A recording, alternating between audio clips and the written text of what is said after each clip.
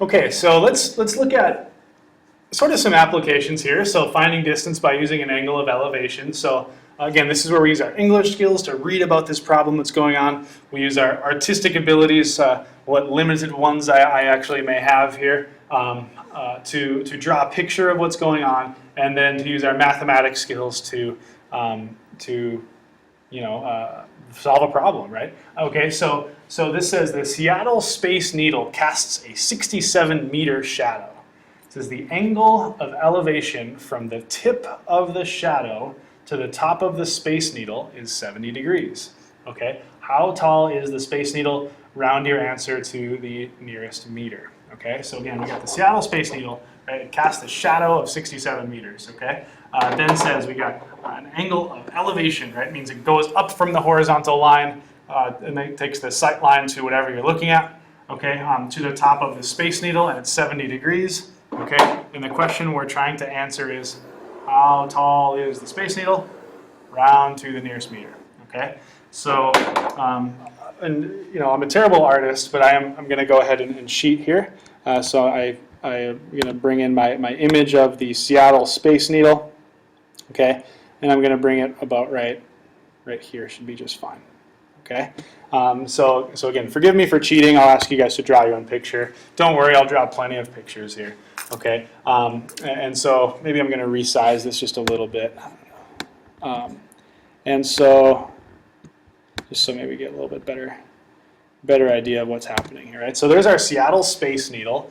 Okay, I'm going to draw a couple horizontal sight lines here first, or a couple horizontal lines. Okay, one that's going to represent the top of the top of the Space Needle here. So I'm going to draw this line, this horizontal line right here, that represents the top of the Space Needle, and then another one that actually represents the bottom. Okay, so again, these lines, these horizontal lines that I'm drawing are supposedly actually parallel.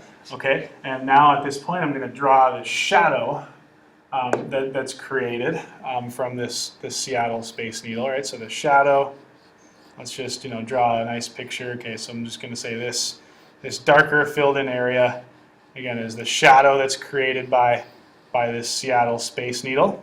Okay, and it said that is, I'm going to scroll down just a little bit here. Okay, so I'm going to try to scroll down if I can.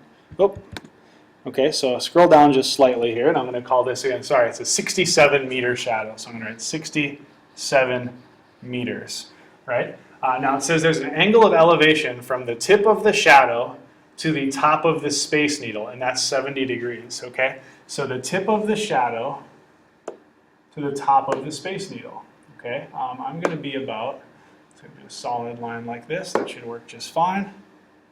Okay, and it's going to go, that's not what I'm looking for, sorry. Undo, I'm looking for a line here. Okay, so again, from the tip of the shadow to the top of the Space Needle, again, elevation is up, right? So again, I'm going to say that this is basically a 70-degree angle, okay? And here's maybe the rest of our triangle is right here.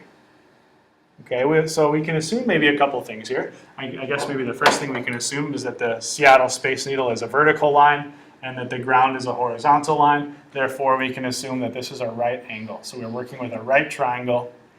Okay, and now the last thing we want to do maybe is to call the height of the Seattle Space Needle. We're going to call that x. So we're saying maybe let x equal the height of Space Needle. Okay, I think that seems to be reasonable. Okay, and now at this point, again, we have to think about, okay, what do we actually know in this problem? Right? Well, again, we want to know the height of this, right? We want to know well, we already know the length of the shadow. We know this particular angle right here is 70 degrees. Okay, so now we got to figure out which ratio do we want to use. Okay, so I'm going to write out here, I'm going to write out so katoa. Okay, and now I got to figure out, all right, well, I have this angle, this given angle of 70 degrees. Okay, I know the adjacent side and I know the the opposite side, right? So it looks like tangent is going to be our lucky winner here. Okay, so I'm going to say that the tangent of 70 degrees is going to be equal to opposite over adjacent, right? Which is going to be x over 67. Okay, now in order to isolate x, I'm just going to simply multiply both sides by 67 here. Okay, so I'll multiply both sides by 67. These ones right here will cross cancel, and I'll basically get that my height is going to be equal to 67 times the tangent of 70 degrees. Okay, and now at this point, this is where we're going to plug this into our calculator, right? So I'll take 67 times the tangent of 70 degrees, okay, and that's going to give me 184. And again, it says round to the nearest meter. So we'll say x equals 184 meters. Okay, and that is going to be our final answer. And if you really want to, you can write, the Space Needle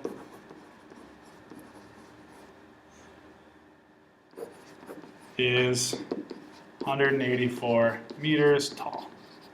Okay, so simple enough. Okay, in the next video, we'll definitely take a look at another example here.